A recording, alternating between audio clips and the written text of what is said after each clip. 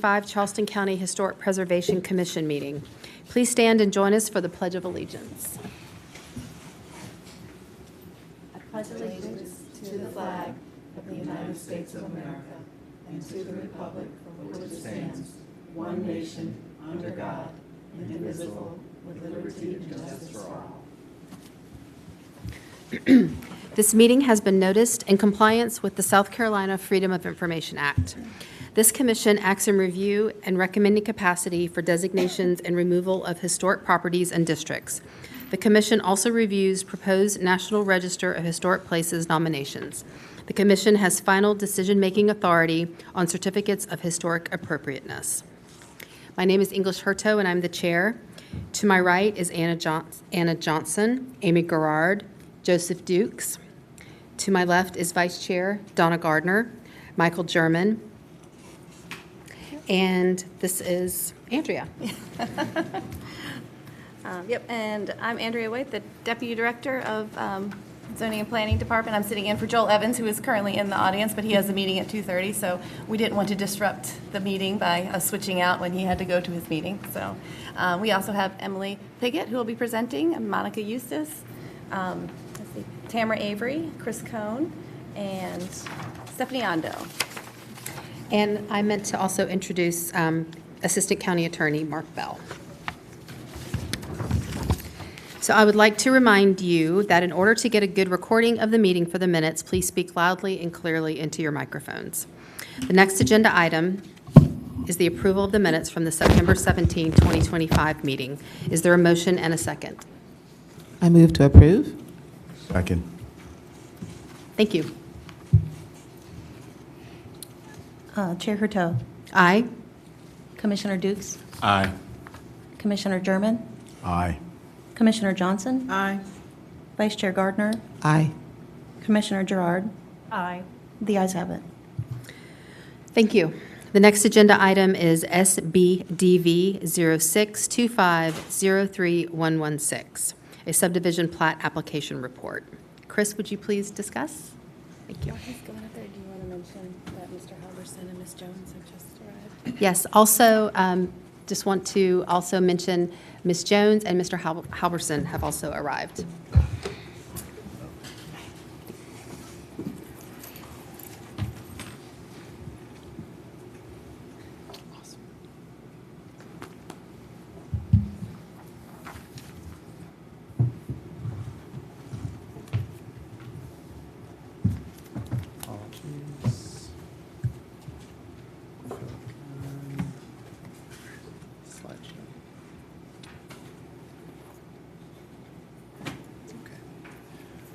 Good afternoon. My name is Chris Cohn with Subdivision for SBDV 03116. The property TMS number 577-00-00-041, 2718 Hamlin Beach Road.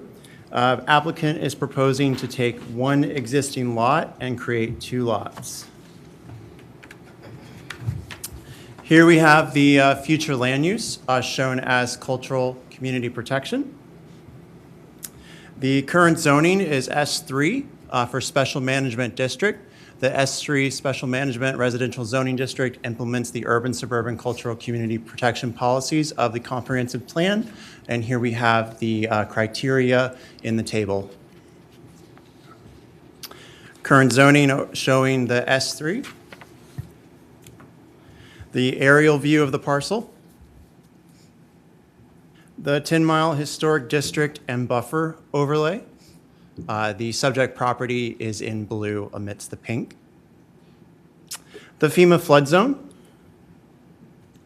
And here we have site photos looking at it from Hamlin Beach Road and the corner of Alfred Campbell Road.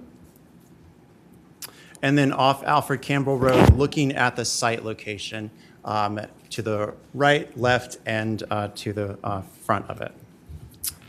Here we have the approved subdivision plat showing the one existing into two lots. Application review, the S3 Special Management Residential Zoning District implements the urban suburban cultural community protection policies of the comprehensive plan. The urban-suburban future land use designation states the communities in this designation are located in the urban-suburban area and are characterized by low-density, single-family residential development, limited commercial activity, and some agricultural uses. Many of the roads are paved with connections to county or state-maintained roads. However, earthen roads still exist. Many of these communities were recognized in the 2016 Charleston County Historic Resources Survey update as eligible or potentially eligible for the National Register of Historic Places due to their unique development patterns and significance to post-Reconstruction era and civil rights history. Future development should be compatible with the existing land uses, and development patterns and the residential density should be a maximum of 4 dwellings per acre. The application complies with all requirements of the Charleston County Zoning and Land Development Regulations Ordinance, including those of the S3 zoning district. Per SC state law, Section 6-29-340 functions, powers, and duties of local planning commissions. B, regulations for the subdivision or development of land and appropriate revisions thereof, and to oversee the administration of the regulations that may be adopted as provided in this chapter. And C, an official map and appropriate revision on it showing the exact location of the existing or proposed public street, highways and utility rights-of-way, and public building sites, together with regulations to control the erection of buildings or other structures or changes in land use within the rights-of-way, building sites or open spaces within its political jurisdictions or a specified portion of it as set forth in this chapter. The purpose, in order to encourage the preservation of the historic character of historic properties and historic districts, preliminary and minor subdivision plat applications as defined in the Charleston County Zoning and Land Development Regulations Ordinance for historic properties / districts and properties located within 300 feet of the historic properties and districts must be evaluated by the Commission prior to final determination by the Charleston County Planning Commission. The Commission evaluation, the Commission shall evaluate each subdivision plat application subject to Section 21-6, subdivision plat application reports for compliance with the cultural resources element of the comprehensive plan. The Commission shall provide a report on the application to the Planning Commission that addresses whether and how the application is or is not consistent with the goals, objectives, and policies of the cultural resources element of the comprehensive plan. A majority of the HPC members present and voting shall be required. The Commission shall not defer a subdivision plat application. Notice, newspaper, posted community interest, neighbor, and parties in interest notice of the Commission meeting shall be provided in accordance with the requirements of Section 21-8 notices of this ordinance. HPC can't approve, deny, or defer subdivision applications. Charleston County Comprehensive Plan 3.4.3 Cultural Resources Element Goal. Charleston County Comprehensive Plan 3.4.4 Cultural Resources Element Strategies and Timeframes. We have the strategies here, CR1 through CR5, CR5 through CR10, CR11 through CR15. As of October 14th, no public input has been received. And the notifications, 298 notification letters were sent to individuals on the Historic Preservation and East Cooper Area Interested Parties list, as well as property owners within 300 feet of the subject parcel on September 26th. Additionally, this request was noticed in the Post and Courier on September 26th, and signs were posted that same day. Commission member report. Pursuant to Section 21-6.d and E of the Historic Preservation Ordinance, there shall be no motions or votes for approval, denial, or deferral of this application. Staff will call the roll, and each commission member will state if the application is consistent or not consistent with the comprehensive plan. Each member will provide specific reasons to support their decision for the record. The reasons provided will be included with the Planning Commission presentation. Thank you. Thanks, Chris. I'd also like to note that Commissioner Millar is here. Thank you. So we appreciate your comprehensive report. Are there any questions for staff from the commission members? Okay. We will now hear public comment. Each speaker will be limited to 2 minutes. Please state your name and address before giving your comments. The first speaker is Garrett Bean.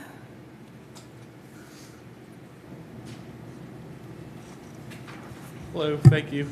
I'm Garrett Bean. I'm one of the owners of 2718 Hamlin Beach. As Mr. Cohn just said, the property is a 1-acre lot. It is zoned S3, but we're just looking to divide it into 2 parcels. The original property did have 2 houses on it. There was the primary residence and a secondary house. Both were cinder block homes on slab foundations. Both have been demolished at this point in time as part of the subdivision process. This is a flood zone, so obviously any replacement properties will be elevated homes and meet modern code. Obviously, the 2 previous properties being slab properties in a flood zone really were not able to be kept. And I'm happy to answer any questions that you guys might have. I appreciate your time. Does any commissioners have any questions for the applicant? Okay, thank you. Do we have any other speakers? Okay. It's hard to read the handwriting. Corrado Mendez? Sir Corrado Mendez? Okay, got it. And then one more. Myra Snipes Richardson?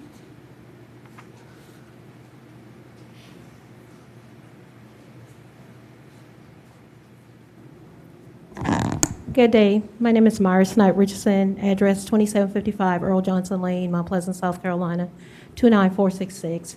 I understand they meet the comprehensive plan to subdivide the property. I just want to put it on record that the right-of-way to this property is ingress, egress only, and the landowners near it, they have not given permission for utility and easement. So when sewer and water is coming through, there have been different owners to this property, and there's been a challenge with dealing with Mount Pleasant Waterworks to tell them they do not have permission to do water and sewer. One of the plans show water and sewer going across the 2 lots that's in front of it on Alfred Campbell Road. One of the landowners did write into Mount Pleasant Waterworks and spoke with Alan Klum to let him know that they do not have the right to come across his lot to extend it to make a 50-foot right-of-way. Originally, it was supposed to be trying to be subdivided into 3 lots. Because they needed a 50-foot right-of-way, the 2 landowners in the front denied that.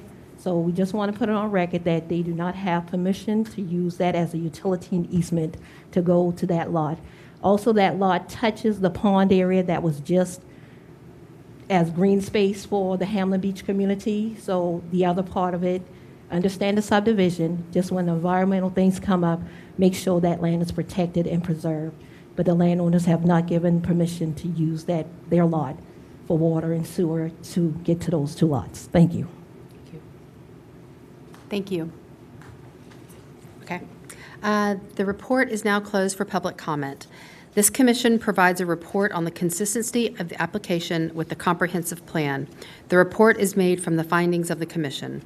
The floor is now open for discussion from commission members. Is there any discussion? Yeah, can I see the layout in reference to Hamlin Road and the other side road that this property touches? You mean the aerial view of Yes, GIS? yes.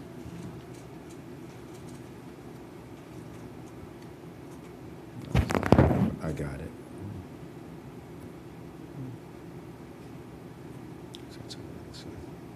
Okay, I got it. I'm looking at it here. All right, thank you. You're welcome. Excuse me, I have a question for staff. I believe it would be staff. Based on the young lady's comment just now, what is the status of easements for utilities? Well, I can't speak to what Mount Pleasant Waterworks may or may not have said to somebody that I have no information on. All I can do is go off of what Mount Pleasant Waterworks provided, which was a letter of availability as well as the receipt for impact and tap fees. So they are saying that they can provide water and sewer to these 2 lots. But can provide in having the legal easement Is that go hand in hand because it is a utility company? Again, I can't speak for the utility company, so that is going to go down to the utility company to make those decisions. I have a question. Is it fair to say that our limited role with respect to this subdivision plat is to decide whether or not it's consistent with the guidelines in the community standards here, and if so, which ones? And that's pretty much all we have to do. Yes, sir. So you just have to decide whether it is consistent or inconsistent.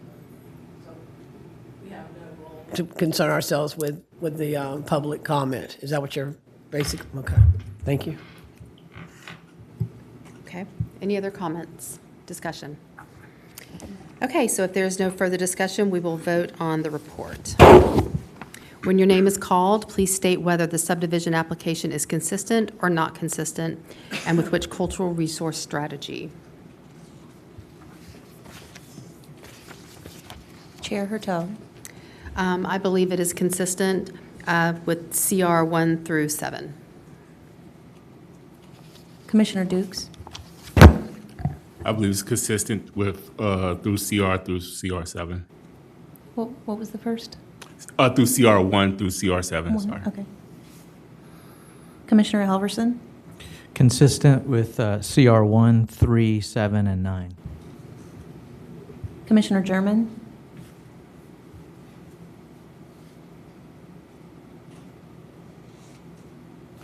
Consistence with CR 1 through 7. Commissioner Johnson.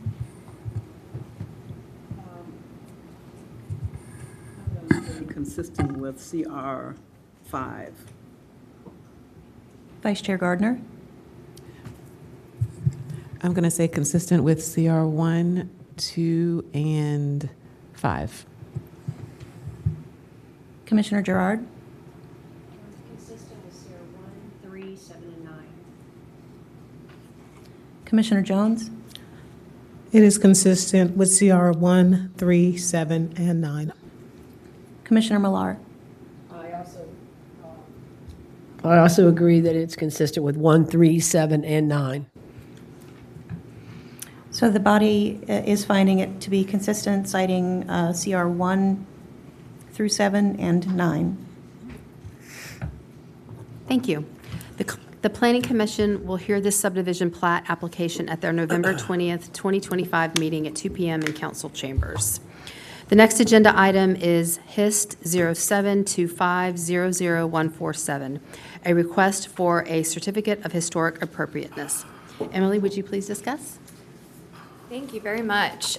So this certificate of historic appropriateness request is for the construction of an accessory dwelling unit at TMS 577-0000279, 1419 Jefferson Road, which is a property within the Hamlin Beach Community Historic District. Here you can see all of the CHAs we have received to date within the Hamlin Beach Community Historic District since their designation at the start of this year.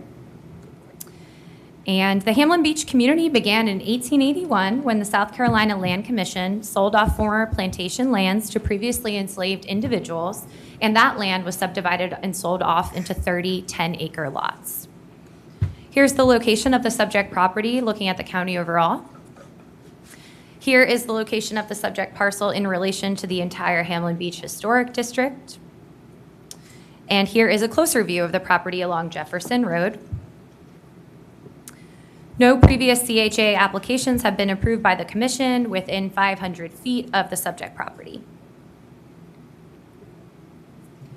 The proposed structure is a single-story, 312 square foot building with an open floor plan. It includes a kitchen and sitting area, as well as a bedroom and full bathroom. The interior structure will be framed with 2x4s, insulated with spray foam, and finished with shiplap walls, vinyl windows, a flat shingle roof, and vinyl siding, which is all consistent with the primary residence, according to the applicant. The subject property,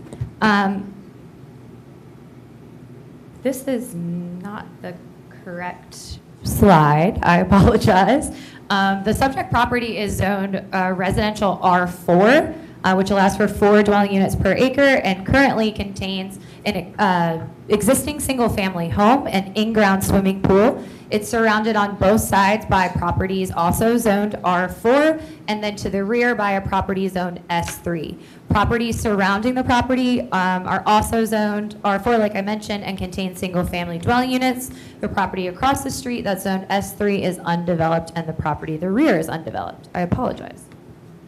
Here we can see that aerial view and photos of the subject property. The house in question here is the blue house in the middle. And then these are the surrounding properties on Jefferson Road. Here is the proposed site plan that shows what they're calling a pool house. It's an accessory dwelling unit per our standards. You can see the existing house at the front and the in-ground swimming pool. There is also an existing perimeter fence that already is in place that ties into the side of the house. Here is the site plan overlaid on the aerial map. And here are the proposed elevations. So the applicant is proposing to construct a 312 square foot accessory dwelling unit clad in vinyl siding and vinyl windows. Material choices and shutter design are consistent with existing homes in the Hamlin Beach Community Historic District, both contemporary and historic. The size and roof style of the proposed accessory dwelling unit appears to be consistent with accessory structures such as sheds, garages, and other storage buildings, rather than dwelling units within the community. With the existing home spaced about 8 feet apart and at an angle to Jefferson Road, along with an existing property fence, the proposed build location for the new accessory dwelling unit will likely not be visible from the Jefferson Road right-of-way. The closest identified contributing resources to the subject parcel are over 1,500 feet away. None of these resources are visible from the subject parcel, and alternatively, the proposed accessory dwelling unit would not be visible from those contributing resources. Because of these conditions, the proposed site improvements will not decrease the historic integrity of properties containing identified contributing resources. As stated previously, the pool house will likely not be visible from any public rights-of-way due to the spacing of homes along Jefferson Road, as well as that existing privacy fence. No negative impacts to the Hamlin Beach Community Historic District have been identified. Therefore, this criterion has been met. Based on the applicant's responses, staff does believe the application meets the approval criteria and is recommending approval with the following condition: that any major changes shall be processed pursuant to the regulations set forth in our historic preservation ordinance. And we have not received any public input regarding this case. We did, of course, notice as required. Thank you. Thank you, Emily, for your comprehensive report. Are there any questions for staff from the commission members?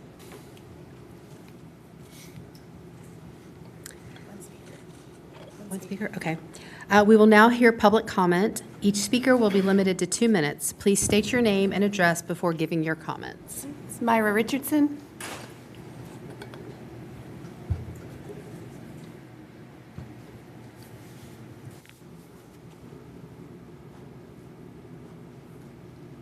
Good day again. Mars Knight Richardson, 2755 Earl Johnson Lane, Mount Pleasant, South Carolina.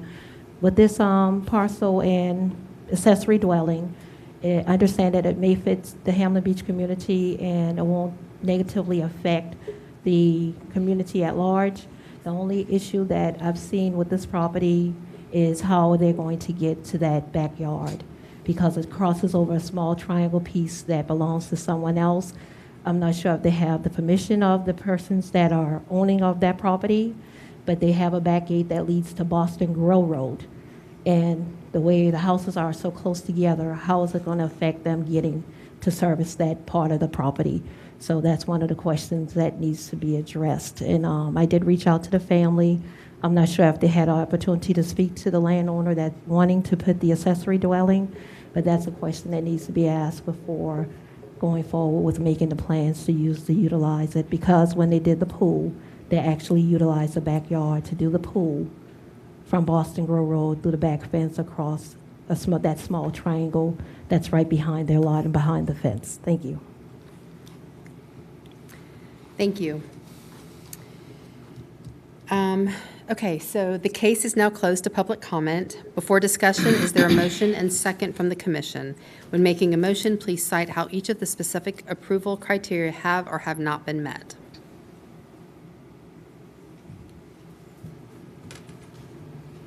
have a question. What was being mentioned just now about the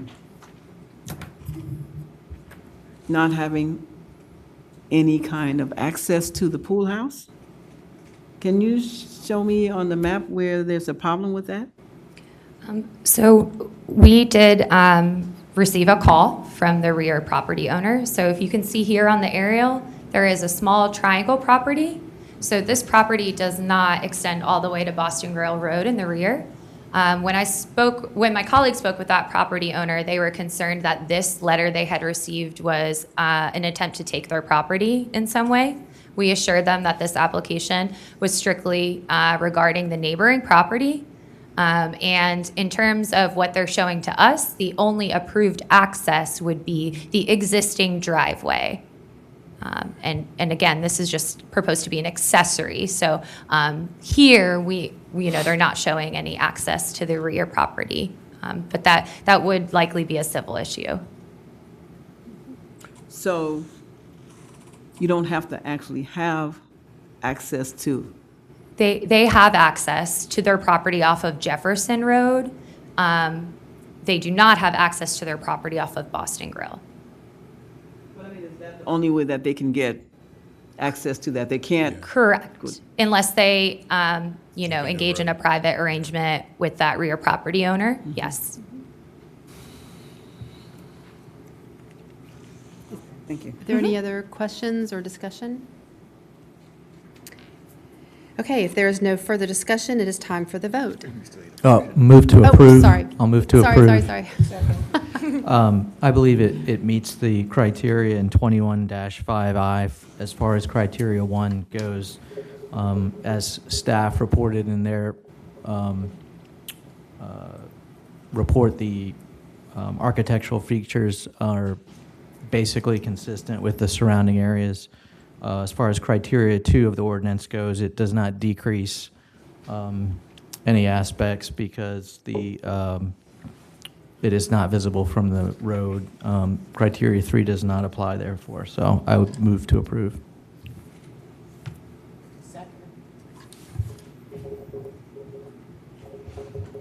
Okay. So I believe we've already had discussion. Is that okay? Or do we need to do that again? Just ask them if there's any, if not, call for it. Okay. Is there any other discussion before we move to a vote? Okay, we can move to a vote. Thank you. On the move to approve, Chair Hertel, Aye. Commissioner Dukes, Aye. Commissioner Halverson, Commissioner German, Aye. Commissioner Johnson, Vice Chair Gardner, Aye.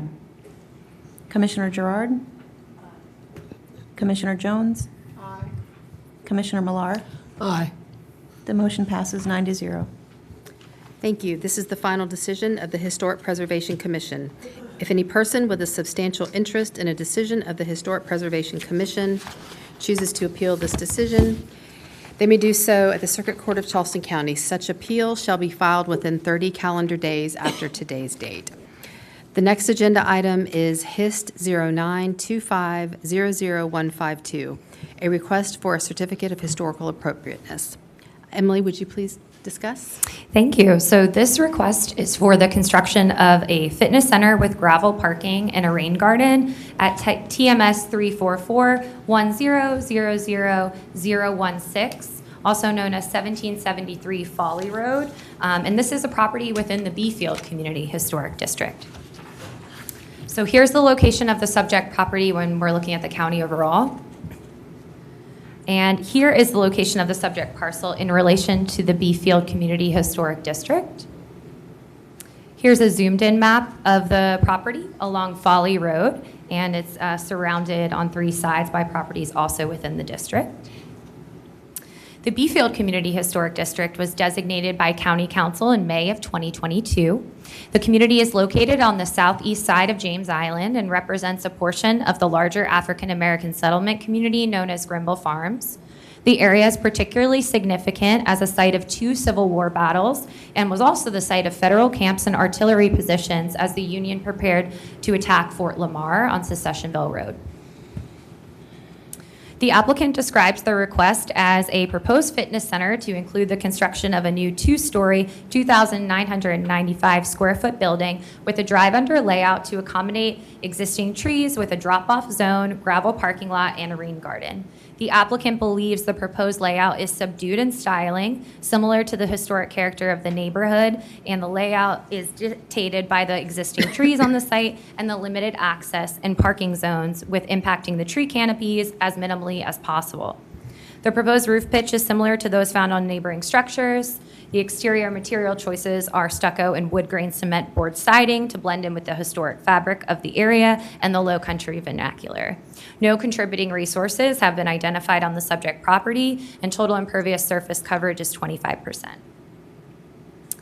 The subject parcel is zoned neighborhood commercial within the neighborhood preservation area of the Folly Road Corridor Overlay Zoning District. The future land use designation is the same as its current zoning. All surrounding properties are also zoned neighborhood commercial within the Folly Road Corridor Overlay Zoning District and contain either single-family dwelling units or manufactured housing units. The subject parcel is in the AE10 flood zone. And here's an aerial view of the property and site photos when standing along Folly Road, and neighboring properties on either side. So here is the proposed site plan. So please note that the design is a drive-under concept. The lower portion of the building is open on the first floor, allowing for traffic circulation to the back portion of the lot. To better understand how that is achieved, you can see the site plan with just the first floor space shown here, so that the drive-under layout can be observed. And here is that site plan overlaid on the aerial map. This is the proposed east elevation, which would face Folly Road. The applicant also provided renderings, both with and without vegetation. Here is the proposed north elevation, along with those renderings. Now, for the south facade, there are two options presented to y'all today. Option 1 here, and option 2 here with some more architectural detail. And here are some renderings of the south elevation and the west elevation. And the applicant provided these as proposed materials for the building. So the Beefield community noted in their historic district designation the significance of the community's ties to the larger Grimble Farms African American settlement community and their Civil War history. The designation did not include a discussion of the architectural character of the area. The efforts to retain the existing grand trees on site are consistent with the traditional development in the Beefield Community Historic District. Since the Beefield Community Historic District has not identified any contributing resources to date, the application shall be evaluated based on Section 21-5H3, Commission Consideration of the Historic Preservation Ordinance. The Secretary of Interior's guidance for new construction within historic districts allows for contemporary designs if the size, scale, and materials are compatible with the existing historic context. Additionally, the Secretary's guidelines do not recommend introducing new construction that damages or destroys important landscape features. The applicant has described that the deviations in height, scale, and mass from the traditional development patterns in this area are in an effort to protect the existing grand trees on site. They also explain the chosen roof pitch matches those existing in the area, although it has an atypical butterfly roof design. There is also a large portion of the building that has a flat roof. The applicant states that stucco and wood grain cement board siding materials were selected for consistency with the existing community. Although the predominant claddings within the Beefield community are horizontal lap and vinyl siding, staff did locate 2 existing stucco structures, one of which is a church. Switching the proposed cement board siding from vertical to horizontal could increase compatibility with existing buildings in the historic district. No negative impacts were identified. Based on the applicant's responses, staff does feel the approval criteria has been met. However, we do recommend the following conditions. 1, utilize option number 2 for the south facade, updating the proposed cement board siding from a vertical orientation to horizontal. Also change the proposed cement board siding from vertical orientation to horizontal on all other facades. And last but not least, any major changes shall be processed pursuant to the regulations set forth in our ordinance. We did receive 6 comments in opposition, 1 comment in support, and 3 general comments about this application. And we did notice, of course, as required. Thank you. Thank you, Emily, for your comprehensive report. Thank you for your comprehensive report. Are there any questions for staff from the commission members? Thank you, Emily, for your report. I just had one question. Were there any other houses nearby with examples? And you may have shown them to me, but I forgot what it looked like. Okay. Yes, these are the properties directly on either side, Okay. a mobile home and a ranch. Thank you. I have a question. Aside from the siding, which you all took a note of, were there any other architectural features that staff considered? Well, we looked at the proposal holistically, and that was all that we came up with. We did work with the applicant, and that's why they had come up with an additional option, because we did want to see some additional architectural detail on that south facade. So this was the initial submittal, and this was the second submittal. Yeah. Thank you. Thanks. On the comments, okay. On negative comments or people in oppositions, what were their major concerns? Yes, sir.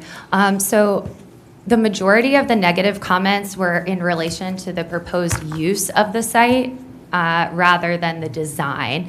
There was just a handful of comments that mentioned the contemporary design being something they did not prefer to see. However, the majority of the comments were related to the use being a fitness center, which of course is not something that's in the purview of this commission. Any other questions for staff? Thank you. Okay. Oh, I do have one. I might have missed this, but the design of the building, I don't recall seeing any design that looks like that in the area. It seems like that's just not in line with the character of the community. Did y'all see some other buildings that look like that? No, ma'am. However, as I outlined, there is space for contemporary structures within the federal best practices set forth in historic districts. Okay. Oh, and one more thing, you mentioned about the traffic going underneath the building? That's something new too, in the area, right? Do you know of any others? I don't Again, know of any drive make sure I- through under projects, but Okay. potentially the applicant is here. They might be able to speak to that if they know of anything. I do know that that was in an effort to protect the grand trees.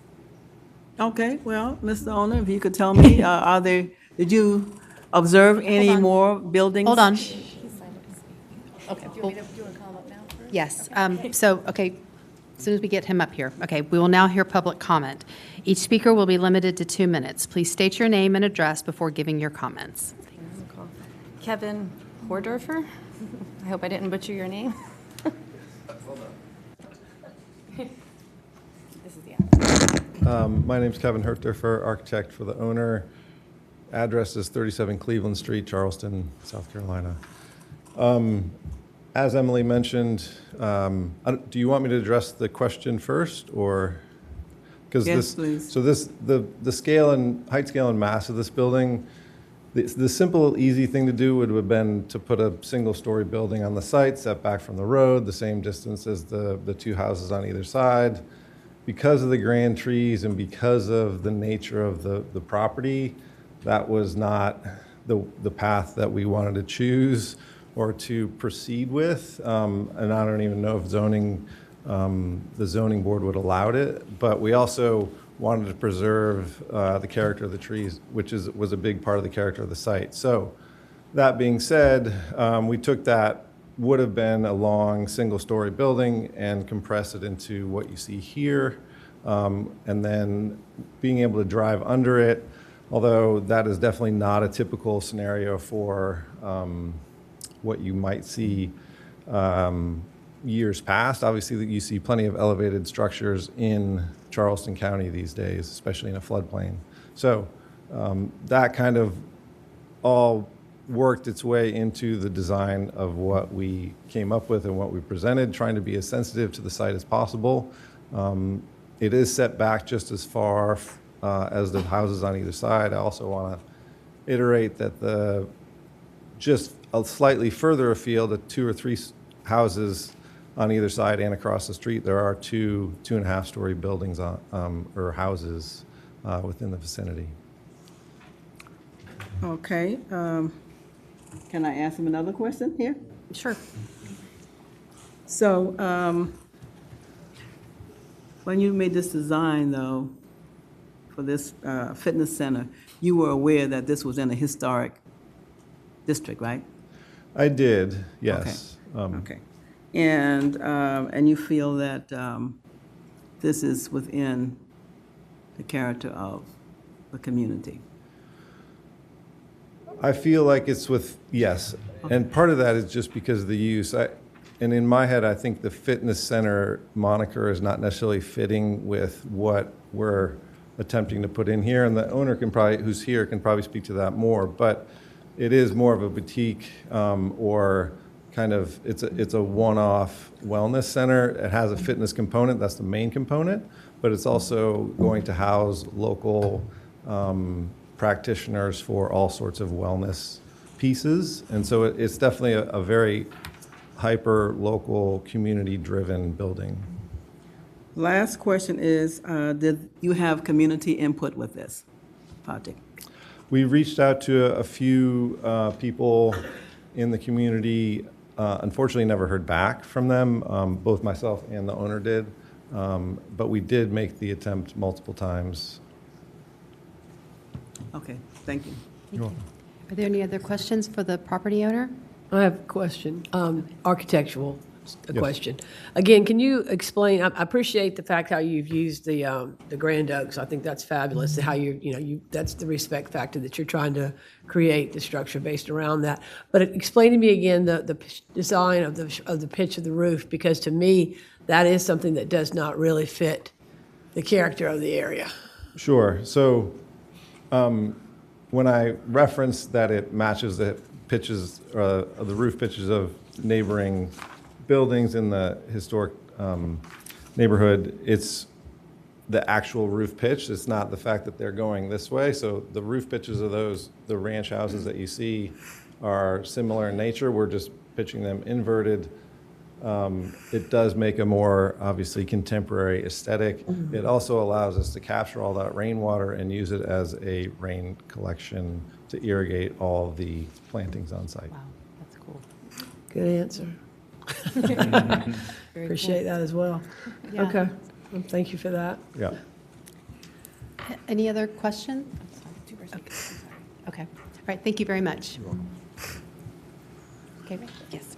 All right, Giovanni Richardson.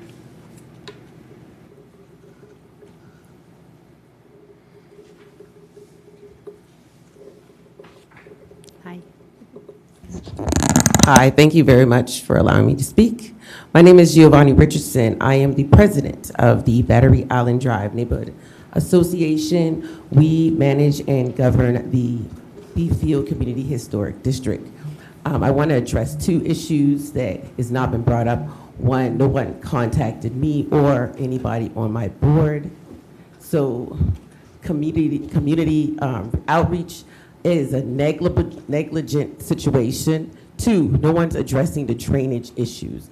You're putting a building up next to two houses. There are 4 houses in the vicinity and area.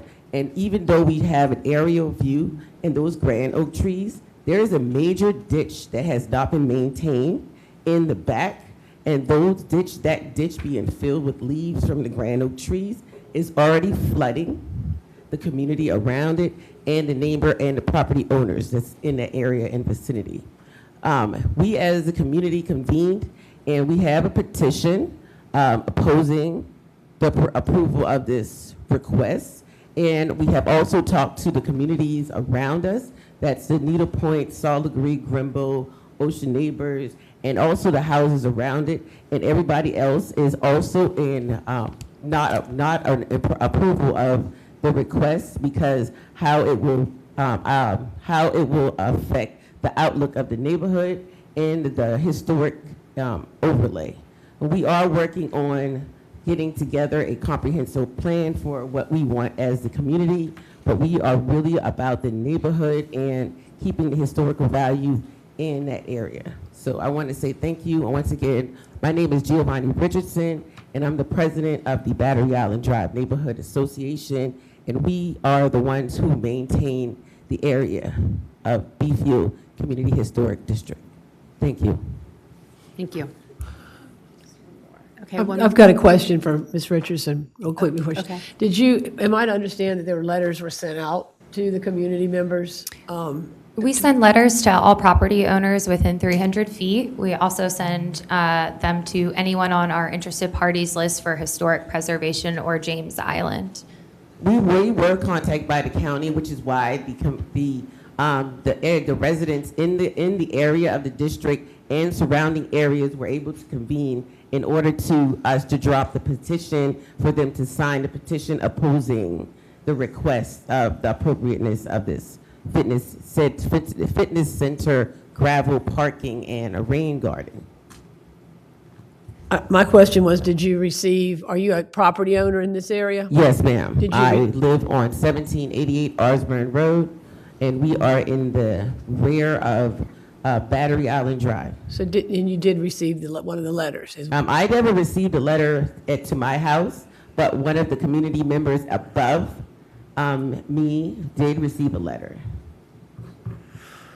I would just be curious why you didn't work on that petition at that time when you knew those letters were out. You did not. You're working on it now? Oh, the petition I have a copy of the petition now. But there was an opportunity to get those letters in at the time, though, correct? In opposition. Okay, I respect the fact that you're working on that, but I know there was a deadline. We had already had a petition already drawn up, and I have a copy of it right now with the signatures of those in the community and around the community opposing the request.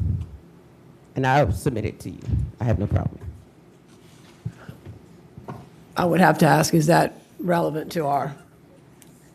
Well, this has already gone through zoning, correct? So we're just here to approve or disapprove the historic appropriateness of the building. So,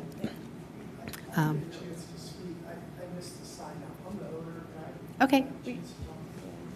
Yes, can you please come forward? Oh, excuse me, sorry. When it was sent out through zoning, we did not receive the information of it at the time. We did receive it after the fact. So we were not able to attend the zoning because we were not aware of this situation. Thank you. Thank you.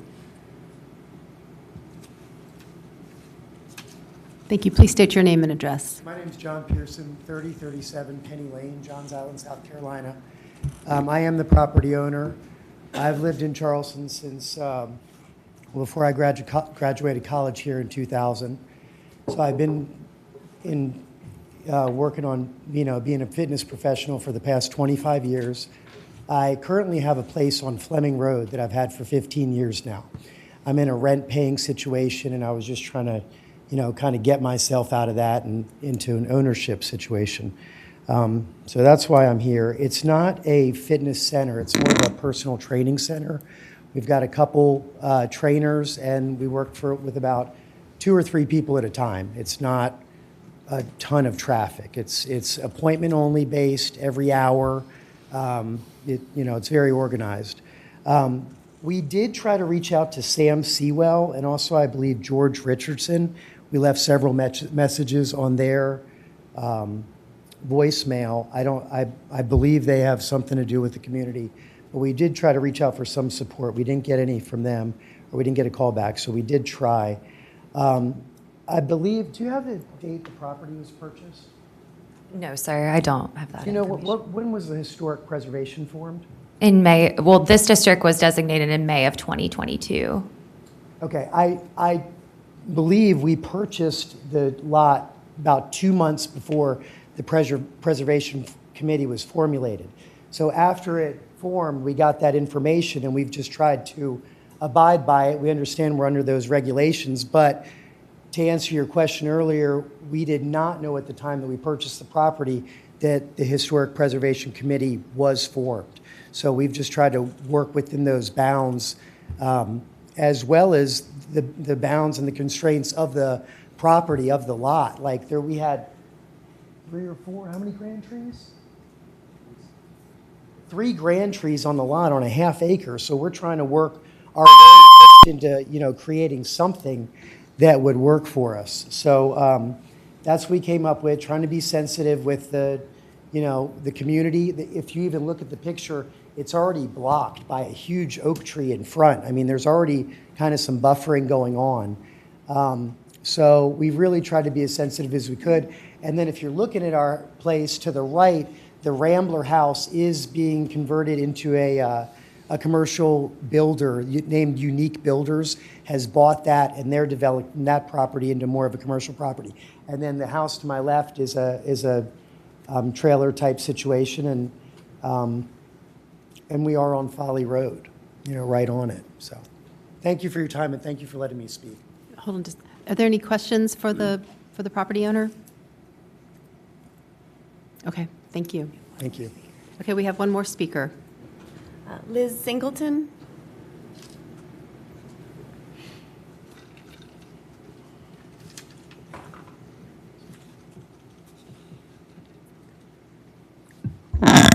Good afternoon. I'm Elizabeth Singleton. I'm with the Brimble Area Association. I'm one of the board members, and this particular property is totally out of character. I'm a neighboring community. I've lived there 77 years. I'm very familiar with the entire James Island community. That's totally and completely out of character as far as the design. It's good to come in a community, but to try to adapt to the community. We work together, we're all one, but it's only in all fairness that when you're changing a house on a small acreage, half an acre is not a lot of property to park cars, put a garden, the little garden pond, and supply drainage, and put an odd elevated property there with a drive-through. It's just not what we're accustomed to, and I don't think in all fairness, someone new to the community should come and decide that they, without talking to the community, to discuss their design with the community. We need to work together as one, and this is not where we're working together as one. Coming in, usability, but working together, because you're incoming to a community, you want to adapt to it, and you want everybody to be working as a unit, and not this is what I want, and this is where it's going to be. We can't live like this. We've got to work together as a unit. Thank you. Thank you. Appreciate that. No other speakers? Okay, thank you. Okay, the case is now closed to public comment. Before discussion, is there a motion and a second from the commission? When making a motion, please cite how each of the specific approval criteria have or have not been met.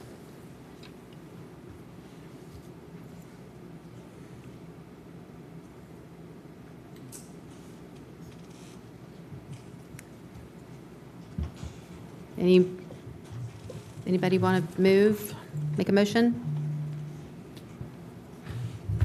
Am I to understand that we could make a motion to approve with staff's recommendation on the, I think it was a horizontal differentiation as opposed to a vertical, is that correct? Absolutely. And what was the other, was there a secondary? It was just ensuring that you select option 2 for the south facade, which had that additional detailing. That was the only other condition, and switching them to horizontal. I make the motion to approve with the condition from staff on the recommendation. I believe you said that was number 2? Yes, option 2. Option 2. Second. Okay. Is there any discussion from the commission members?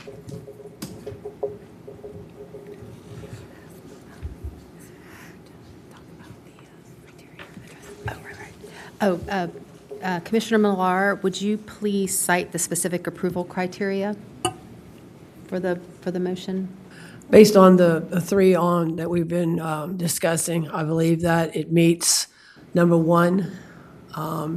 It is compatible, I believe, with the historical character. They are trying to use the vegetation and surrounding area to minimize the visual elements. Number two, I believe it does not decrease the historic integrity. And I don't see that there are, number three, is there any negative impact. So I would say that that would be my motion on number 1, 2, and 3, that it does meet them. Okay, and so we also have a second. So no discussion? Can I just make a comment? Just from listening to both sides, to the owner, to the architect, to the community members, and just preparing on how I'm going to think about voting, it seems to me, and from what Emily shared, was that there was notice that did go out. And my concern was that why weren't there any community members who either maybe because they didn't know or if they just weren't aware in time of how to get to those meetings to be able to give their input. That bothers me just a little bit because it seems as though the owner himself made attempts to reach out to some members of the community, that official notices went out to everybody, and why there wasn't some an opportunity, or maybe there was an opportunity and they did not attend. That to me is just a little worrisome in terms of why that input wasn't involved. And so I do think, and I understand exactly what the architect explained in terms of the pitch and all of that. To me, that makes sense.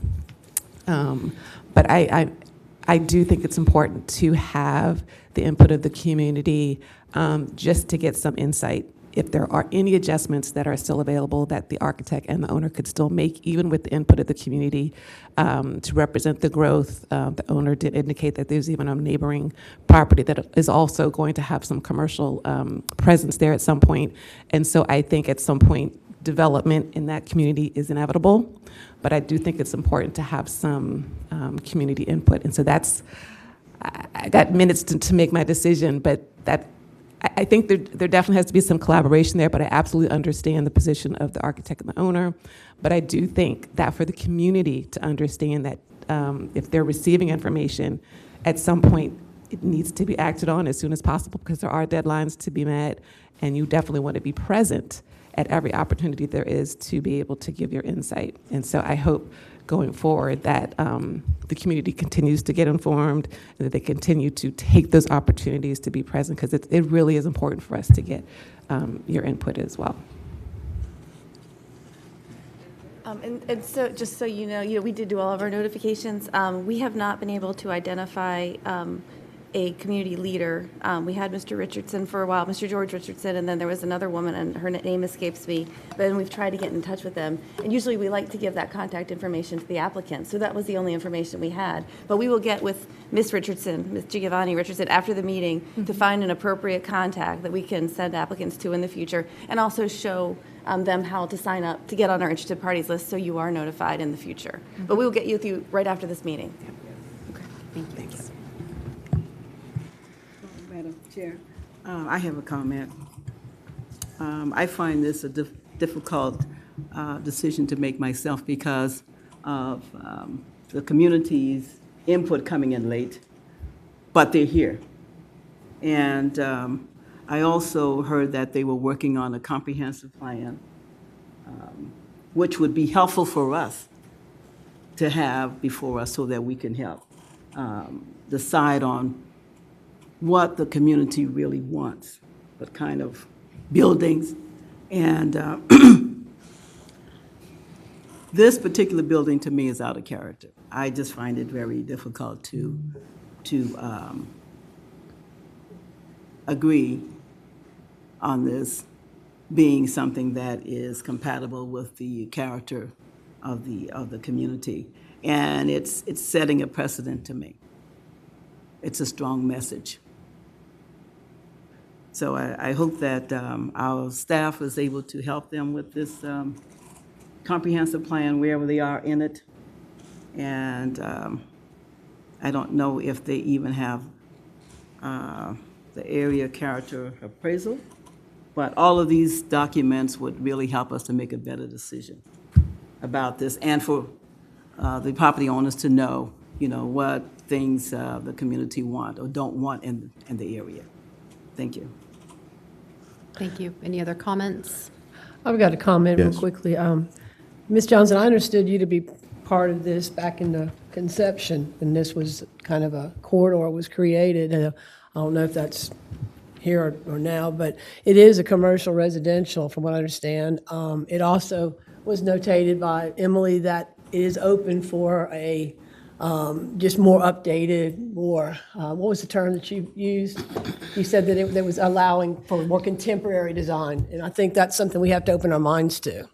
That this is a little bit more contemporary. They are trying to, use the vegetation, and we have to look at that. I think that was brought to light before by Mr. German, and I had to think about that myself, that we do have to move forward. And, there is contemporary aspects that we can, include.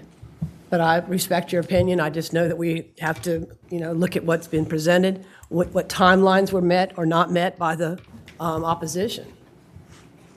Well, I was on council when this came before the Council for the Historic District, and I was so happy that we were able to bring them in.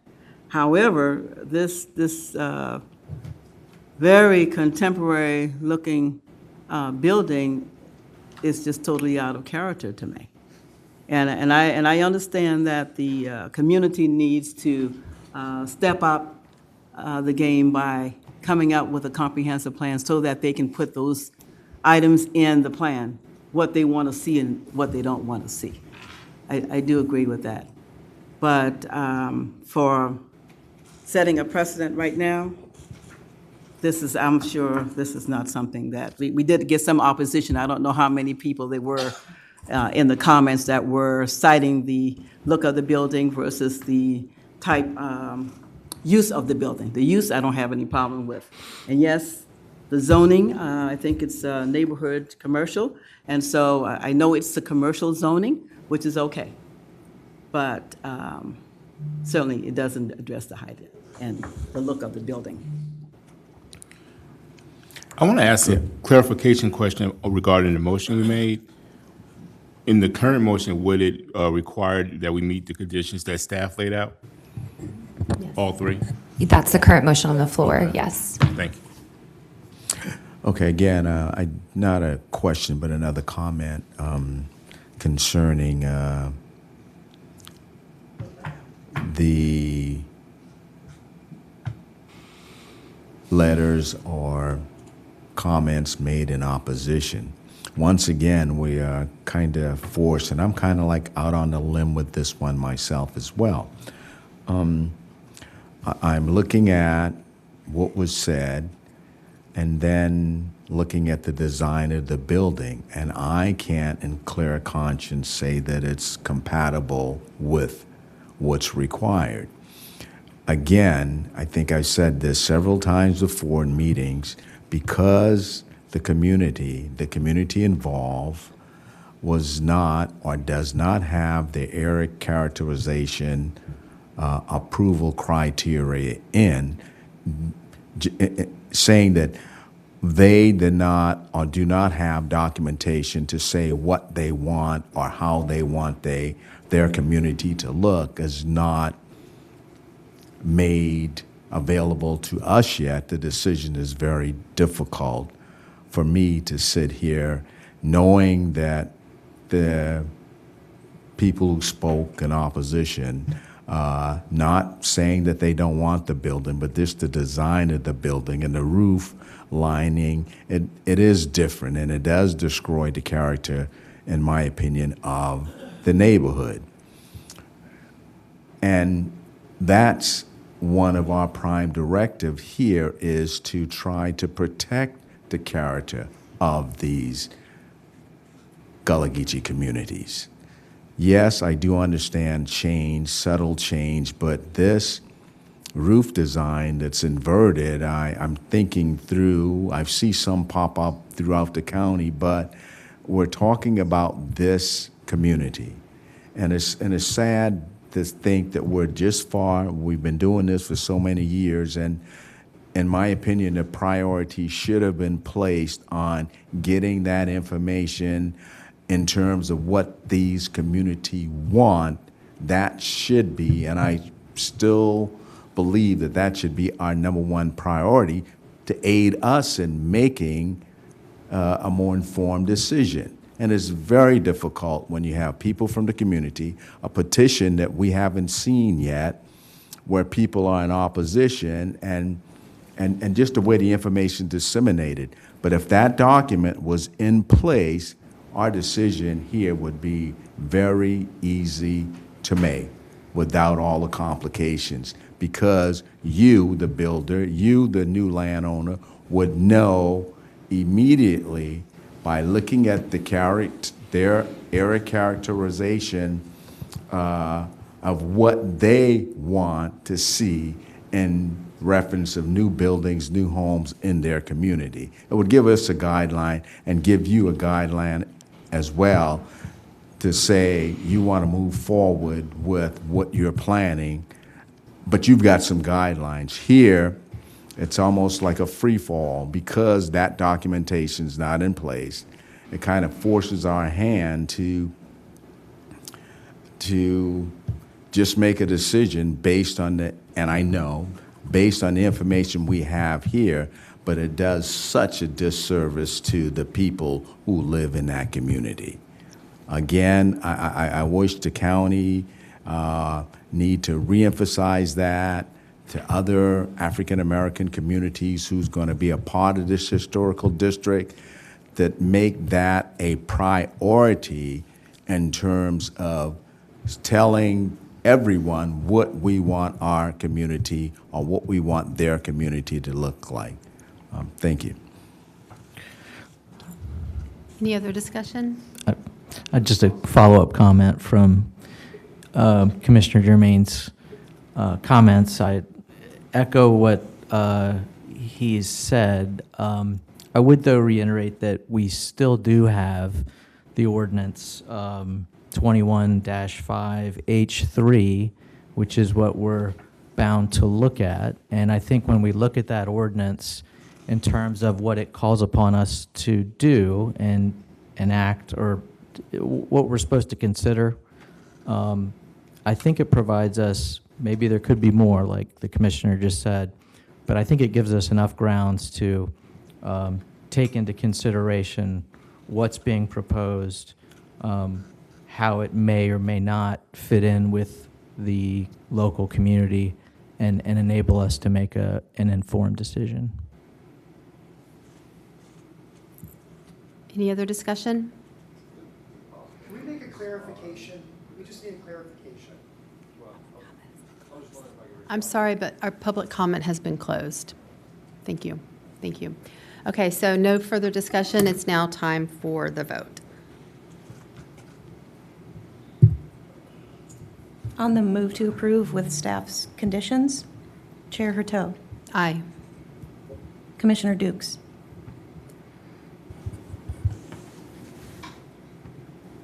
Aye. Commissioner Halverson. Nay. Commissioner German. Nay. Nay. Commissioner Johnson. Nay. Vice Chair Gardner. Nay. Commissioner Gerard. Aye. Commissioner Jones. Aye. Commissioner Millar. Aye. The motion passes 5-4. Thank you. This is the final decision of the Historic Preservation Commission. If any person with a substantial interest in a decision of the Historic Preservation Commission chooses to appeal this decision, they may do so to the Circuit Court of Charleston County. Such appeal shall be filed within 30 calendar days after today's date. The next agenda item is the chair's remarks. And I have no remarks. Thank you. English, can I make one comment before we close today? Just to the gentlemen that are just like, I want to reiterate what was stated earlier, just to try to have a dialogue possibly between the community and just see if there are some things that you could, come together on. I think it's really important, and I see that you agree with that. So thank you. And before we close, Yeah, I just wanted to let you all know that the 10-mile overlay district is moving forward. It had its public hearing last night, and so it'll go on to Planning and Public Works Committee next week, and then have 3 readings at council. So, that'll be an update. thank you. If there is no further business, the meeting of the Charleston County Historic Preservation Commission stands adjourned. The commission will hold its next regularly scheduled meeting on December 19, 2025 in council chambers. Thanks.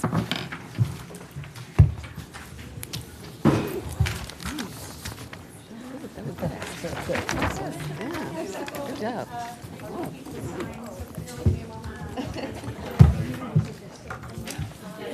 So that training you had